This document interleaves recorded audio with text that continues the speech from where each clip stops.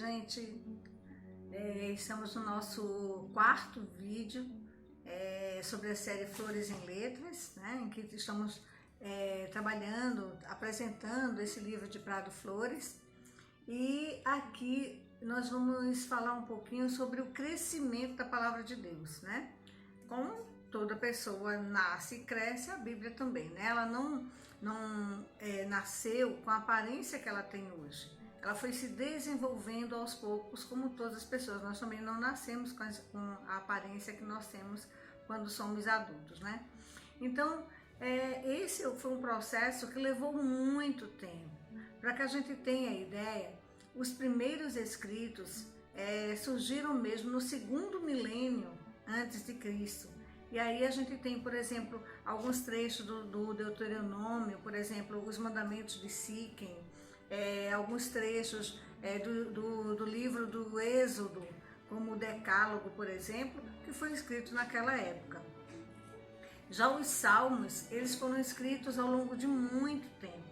Para que a gente tenha ideia, os primeiros Salmos foram escritos no ano 1030 a.C. E a maioria deles no ano 586 a.C., mas somente no ano 50 a.C. é que eles foram de fato fixados. Então, daí a gente vê quanto tempo, né? Centenas de anos que os Salmos levaram a ser escritos. Já o Novo Testamento não, o Novo Testamento foi escrito num espaço de tempo mais curto.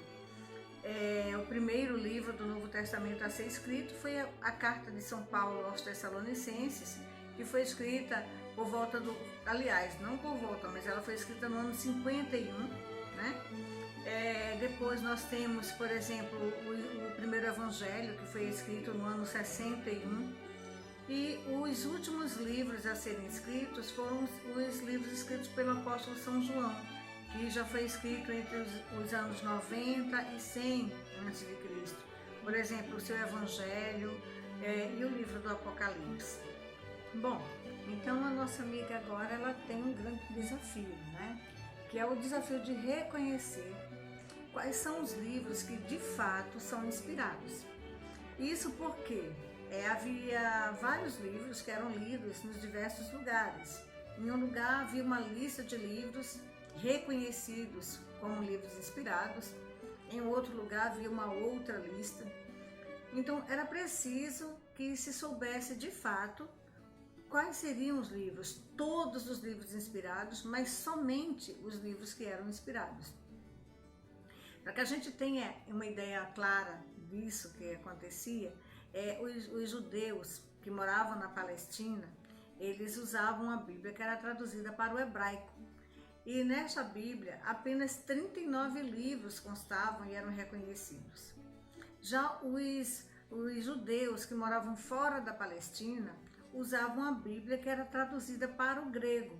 E nessa Bíblia já constavam, por exemplo, os livros deuterocanônicos, né? Judite, Macabeus 1 e 2, Tobias, Eclesiástico, Sabedoria, Baruque, já constavam desses livros.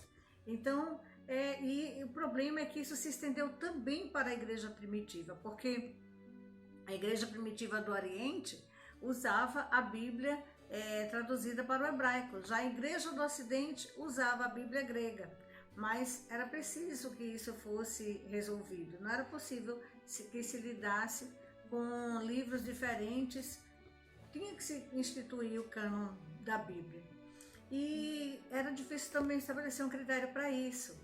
Mas aí o critério que primeiro se pensou era em recorrer aos autores do Novo Testamento e também ao próprio Jesus, né? E ver lá no Novo Testamento que livros eram citados. E essa de fato seria uma boa alternativa se não acontecesse, por exemplo, de eles citarem livros que não eram reconhecidos nem na Bíblia hebraica e nem na Bíblia grega. Por outro lado, eles citavam a Bíblia grega sem os deuterocanônicos, mas não citavam livros que eram reconhecidos em ambas as Bíblias. Por exemplo, o livro de Ruth, Provérbios, Eclesiastes, não são citados no Novo Testamento. Então, esse critério não iria ajudar a resolver essa situação. Foi quando se percebeu que a saída seria mesmo recorrer ao Espírito Santo. E foi com a assistência do Espírito Santo que no Concílio de Trento, em 1546, se pôde então se instituir de maneira dogmática a Bíblia. E aí, mais uma vez, com a assistência do Espírito Santo. Esse Espírito Santo que já vinha ao longo da história da igreja, orientando a igreja, já vinha dando essa assistência e mostrando quais eram os livros que de fato estavam ajudando a instituição da fé das pessoas. Então, esse Espírito Santo, que como diz aqui no livro de São João, capítulo 14, no versículo 26, que nos diz assim: o valedor, o Espírito Santo, que o Pai enviará em meu nome, vos ensinará tudo e vos recordará tudo o que vos disse. Foi esse Espírito Santo que ajudou a igreja naquele momento e que vem nos conduzindo até hoje. Por hoje ficamos por aqui, mas espero você amanhã para o nosso último vídeo da semana. Que o Senhor nos abençoe.